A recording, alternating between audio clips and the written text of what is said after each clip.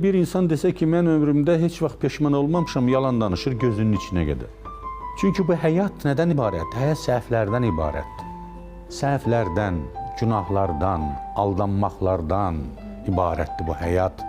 Bütün bu şeylər sənə dərs olur. Bu həyat deyilir, həyat məktəbdir. Bu həyat məktəbi budur. Yıxılacaqsan, duracaqsan, büdürəyəcəksən, büdürüyüb yeriməyi öyrənəcəksən. Aldadacaqlar səni, tanıyacaqsan, daha aldanmamağa çalışacaqsan. Xəyanət eləyəcəklər sənə. Onda artıq bundan sonra yol gedəcəyin adamların seçimində daha ehtiyatlı olacaqsan. Bu cür həyat maraqlıdır. Bu cür həyat insanı insan eləyir.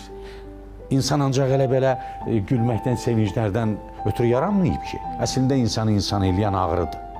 İnsanı insan eləyən dərddir. Yaşadığı ağrılar, çəkdiyi dərdlər, aldanışlar, xəyanətlər və bütün bunlar insanı yaralı irama möhkəmlədir.